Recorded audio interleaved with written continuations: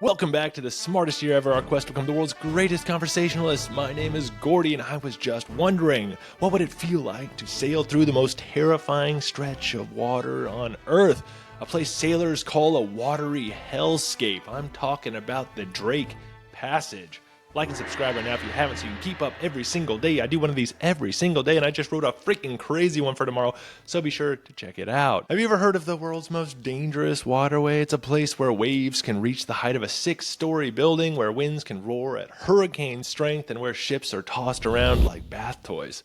Welcome to the Drake Passage. Located between the southern tip of South America and Antarctica, the Drake Passage is the narrowest and roughest stretch of water connecting the Atlantic and Pacific Oceans. Before the Panama Canal opened in 1914, the Drake Passage was the only route for ships to travel between the Atlantic and Pacific Oceans. That meant every ship, from merchant vessels to warships, had to brave its monstrous waves and unpredictable weather. There was no way around it. And they would have loved a way around it. It's only 600 miles wide, but it's notorious for its ferocious currents and unpredictable weather. The Southern Ocean isn't confined by any landmass, allowing the Antarctic Circumpolar Current to whip around the globe uninterrupted. When the current hits the bottleneck of the Drake Passage, it funnels the ocean's fury into one concentrated, chaotic gauntlet. And you'd think it was named after Sir Francis Drake because he sailed through it, right? Well, not exactly. It was named after him, but Drake actually never went through the passage. During his famous circumnavigation of the globe in 1578, he got blown off course and ended up further south, but one of his ships, the Golden Hind, it did skirt the area, and that was enough for cartographers to slap his name right on that thing.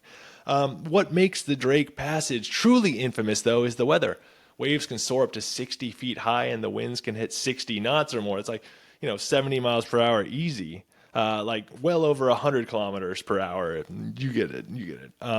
But unlike the Atlantic or Pacific, there's no continental shelf to buffer the waves, and they just keep building and building. And sailors crossing the passage often talk about how it can be Drake Lake versus Drake Shake, which sounds like a rapper's dance move these days. But on a calm day, it's like a lake. They say, all right, we can do this. And that's what's so it gives you that false sense of security, because on a bad day, it is brutal. It is bone rattling. It is a brutal bone rattling ride that can make even seasoned mariners cry. There's my rap lyric unintentionally. Despite its reputation, the Drake Passage is still a popular route for Antarctic expeditions, cruise ships, and research vessels. But even with modern ships, it's still a white-knuckle journey. Most crossings take around 2 days, and seasickness is practically a guarantee. Some travelers take the easier and pricier route, which is flying over the passage to reach Antarctica. And I hope that up until this point, I've been showing you videos, but it is hard for me to find royalty-free videos, so I don't get the video removed, which is so stupid. But I think I can use it in fair use. It's an educational video, so sue me. Please don't sue me.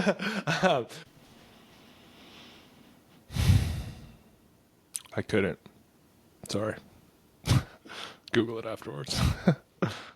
For all of its chaos, the Drake Passage is also a feeding ground for marine life. You've got humpback whales, orcas, and albatrosses with wingspans up to 12 feet. That is freaking huge, man. I have a big wingspan. I have like a 6 foot, I think it's 6'9" or 6'8" wingspan, but it's crazy that a bird's got double me. I've read books about sailors crossing the Drake Passage and being almost pissed off seeing how easily and effortlessly the albatross sails above them as they're fighting for their life on the ship below, and the albatross just circling, just being like, hey guys, you guys should really be flying. It's a lot safer. It's a lot easier. It's one of those few places where you can see all these creatures in such a condensed, violent environment. And one of the most famous crossings is the guy I like to work into every conversation these days, if you've been following, is Ernest Shackleton and his crew aboard the 22-foot wooden boat, the James Caird. And you can just Google that boat. It is not an impressive vessel. After their ship, the Endurance, was trapped and destroyed by pack ice, Shackleton and 5 men crossed the Drake Passage in a lifeboat in 1916 to reach South Georgia Island to get help. It is one of the most harrowing, impressive survival stories in maritime history. Do check that out. So there you have it. Would you survive, though, do you think, the Drake Passage? Maybe, but you need to pack a very strong stomach with you and a lot of Dramamine. I don't know what else you take for long travel. Maybe a Xanax. It's really the last true sailor's gauntlet where even modern ships are at the mercy of nature's wrath, which is cool. It's a cool reminder. And thanks to all my sources, which can be found in the YouTube description. Please leave me a comment, follow, rate, like, subscribe, and share this with someone. Share this with your sailor friend. And you can find me on your favorite social media site at Smartest Year Ever for the 1-minute clip I do of every episode. So go check that one out. In the meantime, stay curious and stay clever on our quest to become the world's greatest conversationalist. I'm really excited about tomorrow. So I'll see you tomorrow in the Smartest Year Ever.